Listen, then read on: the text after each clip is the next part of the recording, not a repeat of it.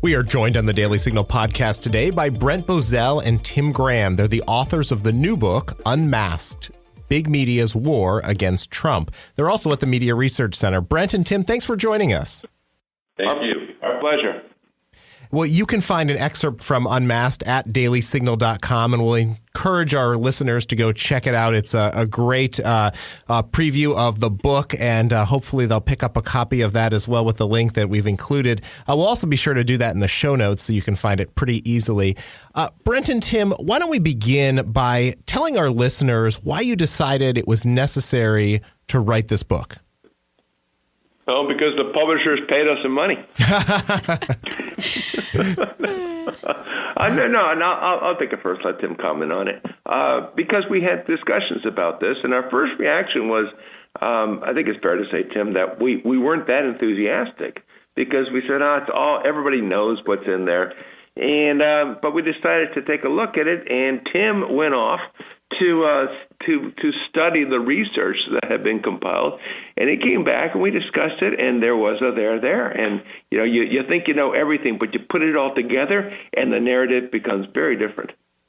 Yeah, it's just the whole idea that everyone knows it's negative. They don't know just how tremendously negative it is, and I think for us it was the whole notion of the media always tells us that Trump is eroding all of our political norms. They have thrown every media norm out the window for this president.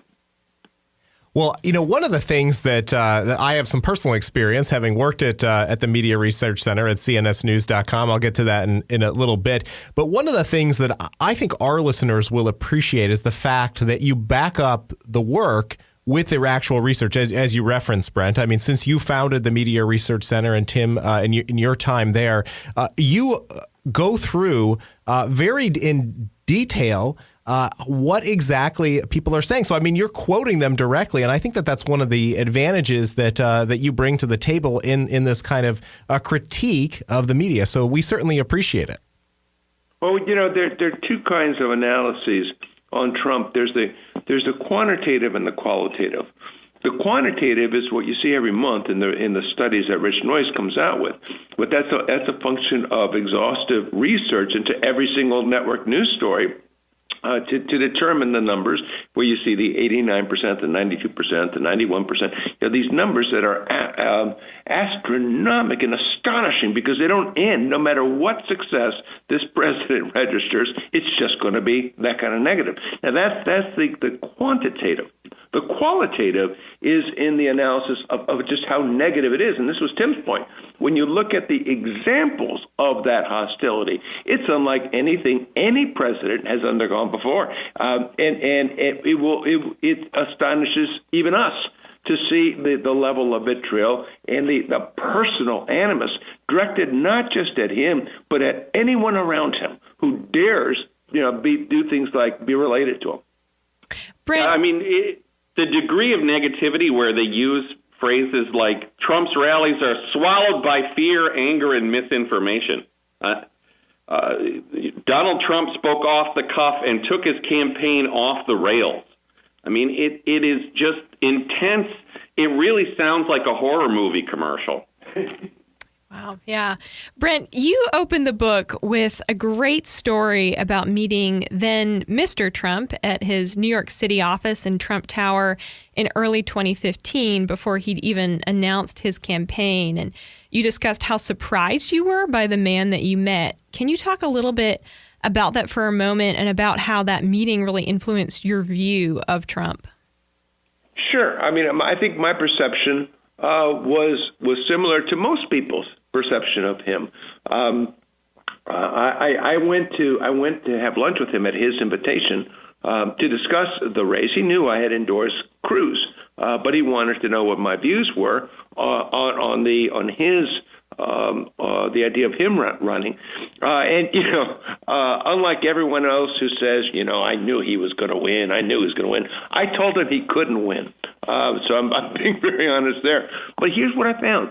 I was prepared, as I write in the book, I was prepared not to like the man. The perception of him loud, gregarious, bombastic, self-centered, arrogant, aloof, all those things put together, to me, spelled Jerk. But then you visit with the fella, and I was just stunned. It was the exact opposite. He was soft-spoken. He was courteous. He was genuinely inquisitive. He was laser focused in his questions, listening to his guest intently, pushing back where he felt necessary, taking in what he needed to take in. A true gentleman. I'll tell you something else that I noticed that to me was very telling. We went down that escalator, that famous Trump tower escalator from whence he declared his candidacy. And you would expect that the vicissitudes of celebrity would be such that we would be dining in his private dining room or at some fancy restaurant.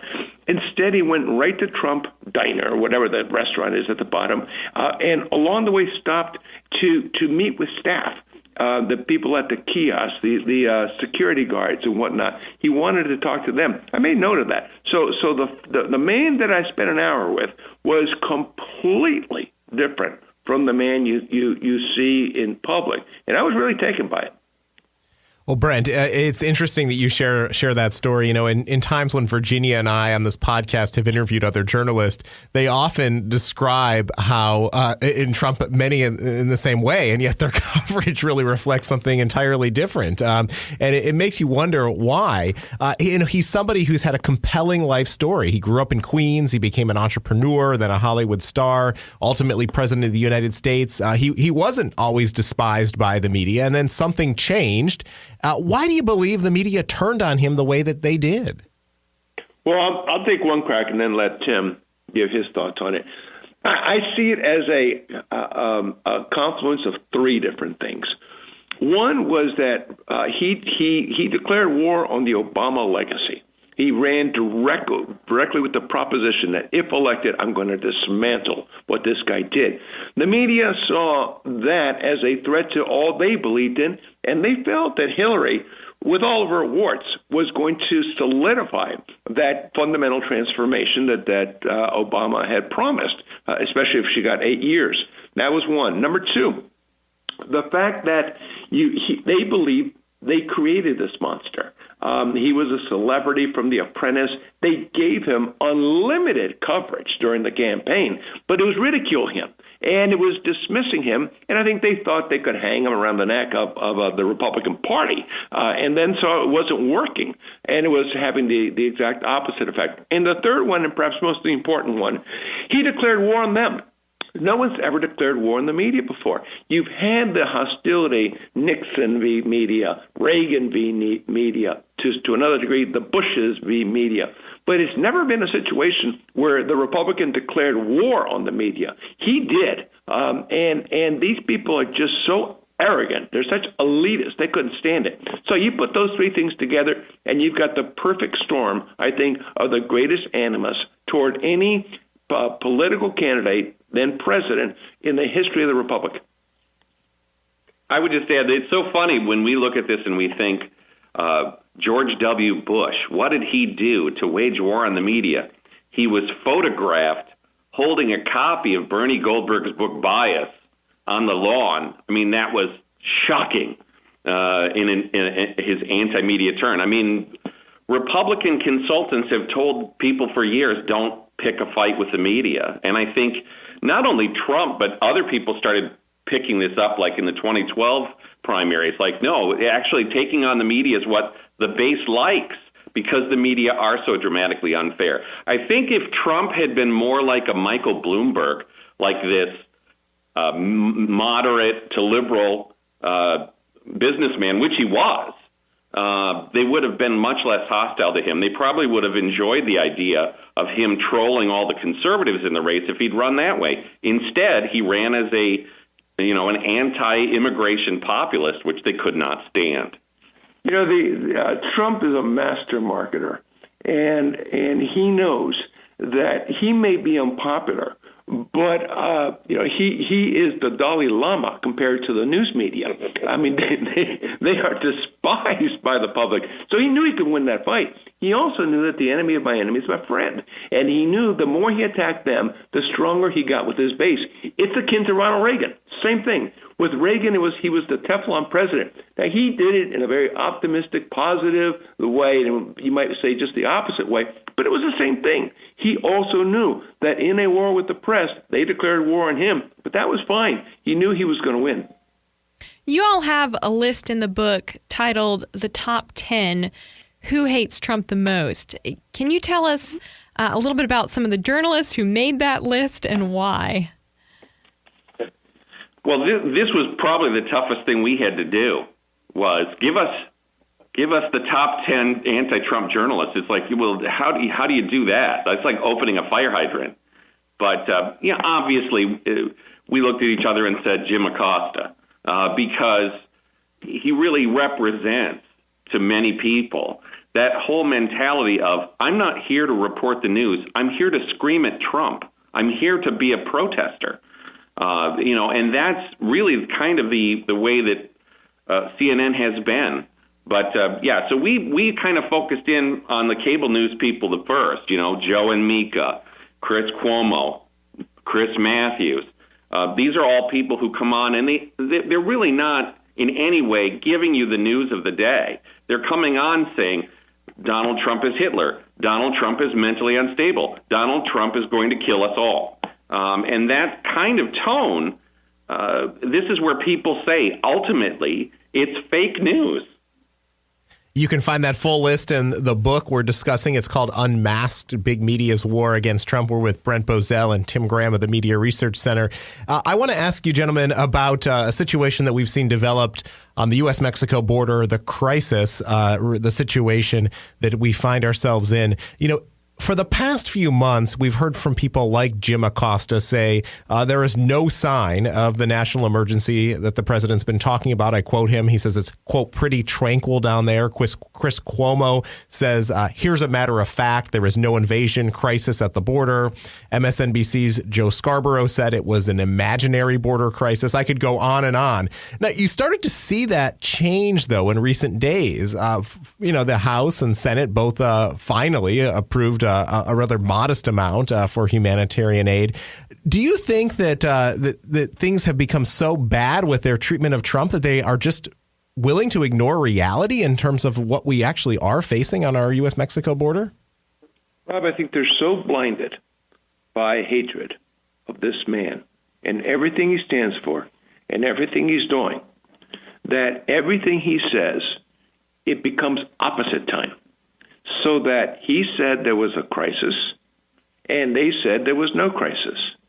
Then you see the crisis, and they say there's a crisis while he's trying to calm people down.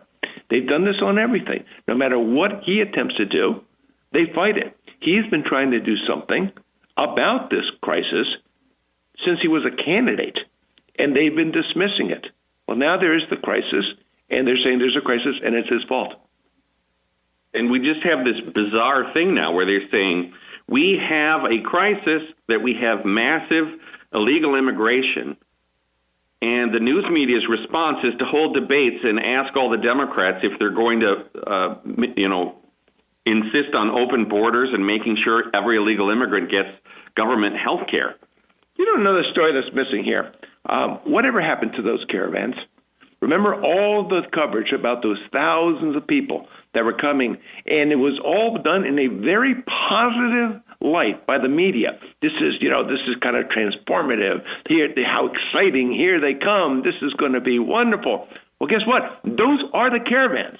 Those are the people now who are coming into this country, who are wreaking havoc on the border, who are getting sick, who are dying, who are committing crimes. It's mayhem down there. The border authorities are pleading for assistance on them. National Guard is having to be sent down. It's an absolute calamity. And this is what they said was such a wonderful thing that was going to happen. They never connected the dots. So what is your advice to Americans who are looking for news that is credible? They need to listen to podcasts from the Daily Signal. Thank you.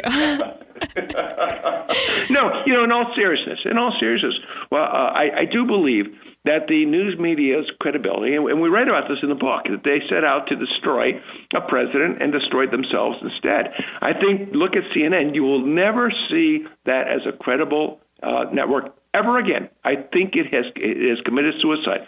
Its ratings, 729,000. As we've written about this, you know that there are more people with pet chickens in America than view CNN? It now reaches 0.2% of the American people. I mean, it's collapsed. You'll never watch MSNBC again. Look at the debate the other night and last night. Did anyone believe that NBC or MSNBC was an impartial observer?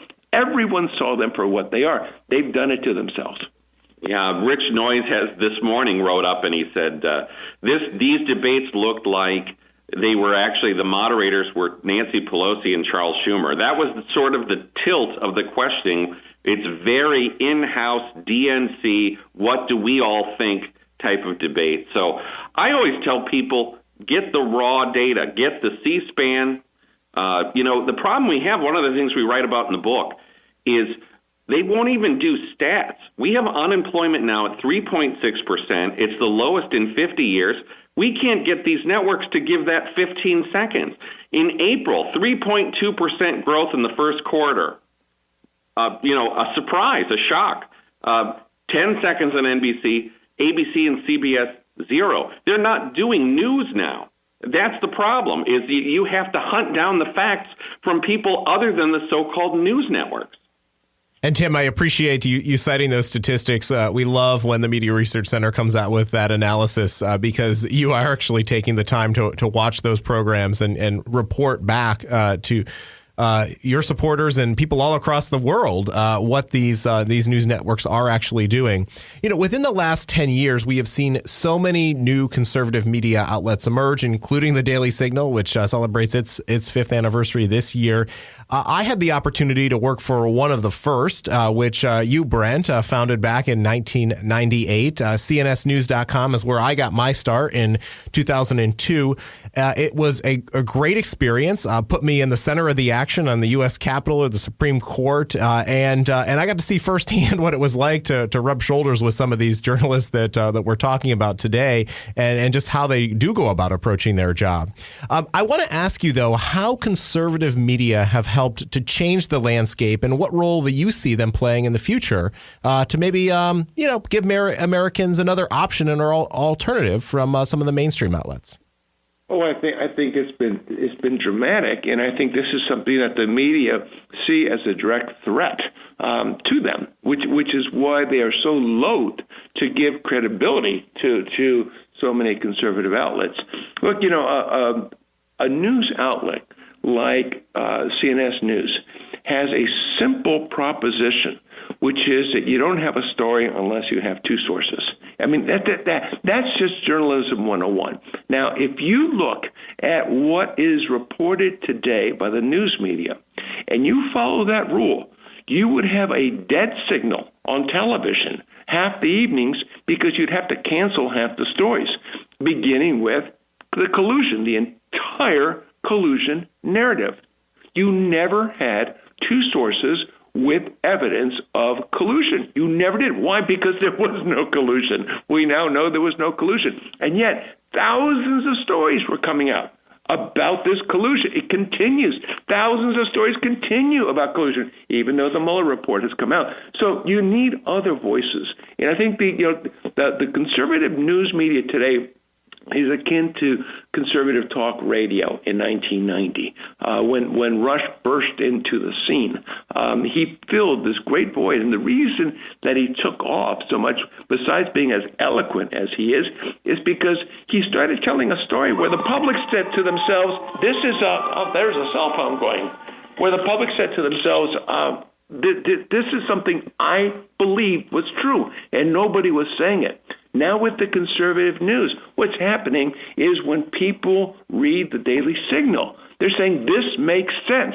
This is something I'm not getting from CBS. And the same thing happens with a whole litany of conservative news outlets. And so to your earlier question, I would say that you have to look at other sources of information. Just acknowledge what you're getting on CBS News is not trustworthy. From the Washington Post is not trustworthy. A lot of it will be very good. Hard-breaking news will be very good. But ultimately, you can't trust those sources.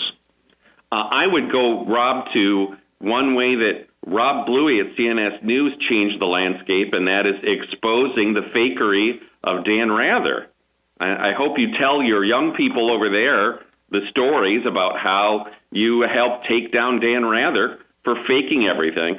And that, I think, is one of the most important things conservative media does. It questions the liberal media, and it can suggest to people that some of the news you're getting is not authentic. And when we can force them to actually have to retract stories and apologize for stories, that's a big thing. Well, let's look at you, Rob, and what you did with the Dan Rather story, because it's just journalism 101. So somebody had, in the middle of the night, blogged, probably in his underwear, that when the Dan Rather story about the National Guard came out, that the piece of evidence that was being shown looked like it was a computerized piece of paper, not something that was typewritten in 1971. You saw it, and first thing in the morning, you went to, I believe it was the top 3 typography experts, and you asked them, and they all said on the record, this doesn't look real, and you did a story, and it took off like wildfire, and it became that piece which was then reported by everyone, and which made the media suddenly have to head for the hills because they knew they'd been had, and it cost Dan Rather his job. This was CBS's attempt at an October surprise to sandbag a president, and you exposed them. You weren't on a jihad. You weren't advancing an opinion. You didn't have an agenda. You were simply a reporter, and that's what reporters are supposed to do. Well, thank you for sharing that story. It was certainly a tremendous experience to work at CNSNews.com during that period of time, and you're absolutely right. I mean, I think it's just those basic fundamentals of reporting that reporters should get back to doing, and if they did, we wouldn't necessarily find ourselves in the situation that we do today. So thank you for the opportunity to relive that exciting time in my life, and certainly yours. It was a great team that we had at CNSNews.com, and I commend the work that you continue to do today. We certainly need more voices out there, and I absolutely concur with your conclusion and solution for what Americans should do. Look at multiple outlets when you're consuming news. That is critical, I think, to having an understanding of what's happening in the world. Right. Brent and Tim, how can our listeners follow your work?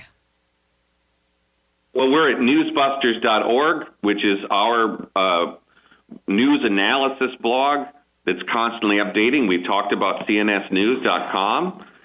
We have videos going up all the time at mrctv.org. Did I leave anything out? Yes, there's our book Unmasked, and I'll tell you what's important about this book. Normally when Tim and I do these books, these are retrospectives, looking at a campaign just concluded. But this one is forward thinking because it's a preface for what is about to happen between now and next November, where this is going to be, and you're already seeing it, a nonstop jihad. They tried to prevent him from being elected. They tried to have him removed. They know they can't remove him now, but what they can do is inflict as much damage on him to maybe cost those 2 or 3 points that could cost him the election. On the other hand, this campaign against him ultimately could backfire because I think that there are enough people, and you're looking at the bleeding audiences from MSNBC and CNN, and I wonder if there aren't that 2 to 3% of people who are moving in the opposite direction because of the media. That could be his margin of victory. So ironically, Either way you look at it, I think the news media will decide the election next year.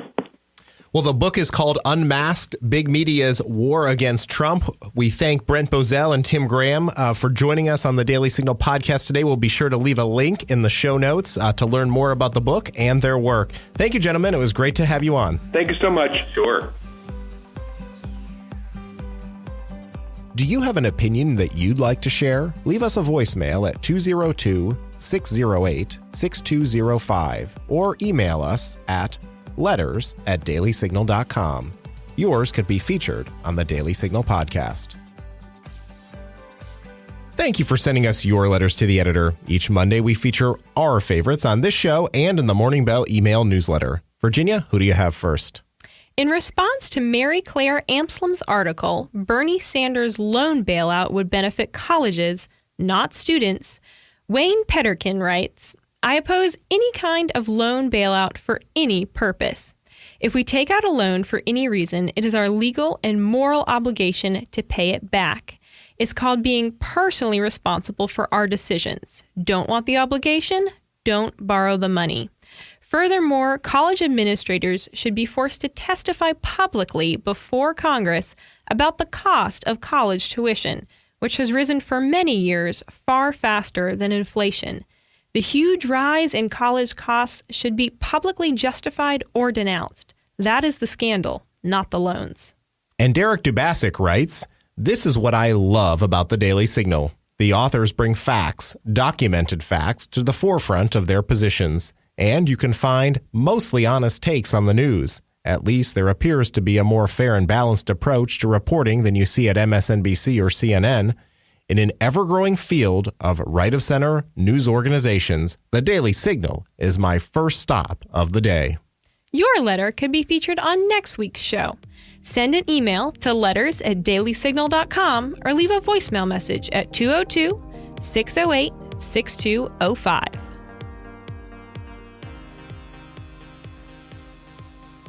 Do you own an Amazon Echo? You can now get the Daily Signal podcast every day as part of your daily Alexa flash briefing.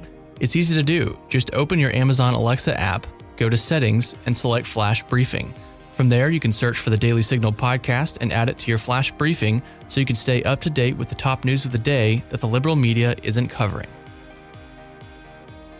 Before we get to our good news story this week, Virginia and I wanted to mention one of our other shows at the Heritage Foundation. That's right, Rob. It's called Heritage Explains, and it is a weekly podcast that explains all the policy issues we hear about in the news in a way that's easy to understand. Each week, our hosts, Michelle Cordero and Tim Desher, pick a topic that you've been hearing about in the news and help explain why it matters with the help of a Heritage Foundation expert. If you want to know why protesters are marching in Hong Kong, or if you'll ever get your Social Security benefits, then subscribe to Heritage Explains. It answers the tough questions on the topics making headlines. They are quick and entertaining, too. In about 10 minutes, you'll be up to speed and in the know. And I certainly appreciate that as somebody who doesn't have a whole lot of time. Virginia, I really do think it is one of the best policy podcasts out there, and it's brought to you from right here, the world's leading conservative think tank. That's right. You can find Heritage Explains on Apple Podcasts, Google Play, Spotify, or wherever you get your podcasts. They even put the full episode on YouTube. Well, up next, Virginia, let's go to your good news story. You have a follow-up for us. We covered Janine Stang in February. Our former colleague, Michaela Stedman, brought us a great report on what she was doing. So what's the latest? Thank you, Rob. Well, Janine Stang is someone that, as you say, we've followed closely at the Daily Signal. We've interviewed her. We've highlighted her work in our articles. But today we have a great update. If you're not familiar with Janine Stang, she gained national attention several years ago when she set out to sing the Star-Spangled Banner in all 50 states, earning the title National Anthem Girl. Janine accomplished her goal, and now Kelly's Filmworks Studios has created a documentary to tell Janine's story and share her patriotism with the world. Take a listen to a portion of the movie trailer. I'm gonna do what I can with what I have from where I am. And the one song that I love to sing was the national anthem. It was a song that I believed in, and I'd been singing it practically all my life. Nobody's ever sung the national anthem in all 50 states. What if I could use that song to promote a dialogue about patriotism and pride? This was not my song. It was our song. The film is titled National Anthem Girl and is set to release on Amazon Prime tomorrow, just in time for July 4th. I was privileged to preview the film a few days ago, and it really is excellent. What I love most about the documentary is that it really shows all the highs and lows that Janine went through as she literally journeyed across America to sing the national anthem in all 50 states. You know, it wasn't always a glamorous journey, but it was something that she truly believed that she needed to do. So over the holiday weekend, I encourage you to gather your family around the TV and watch this incredible story of grit and patriotism. Well, thank you, Virginia. That is truly fabulous that she's doing that. At a time when it seems that even the national anthem has proved to be controversial, whether it's with Megan Rapinoe or Colin Kaepernick. It's nice to see somebody like Janine step forward and take the bold stand that she is. She should be honored for her patriotism. Yeah, it's really powerful. We're going to leave it there for today. The Daily Signal podcast comes to you from the Robert H. Bruce Radio Studio at the Heritage Foundation. You can find it on the Ricochet Audio Network, along with our other podcasts. All our shows can be found at dailysignal.com/podcasts. You can also subscribe on Apple Podcasts, Google Play, or your favorite podcast app. And be sure to listen every weekday by adding the Daily Signal podcast as part of your Alexa flash briefing. If you like what you hear, please leave us a review or give us feedback. It means a lot to us and helps us spread the word to others. Be sure to follow us on Twitter at Daily Signal and Facebook.com/The Daily Signal News. Have a great week.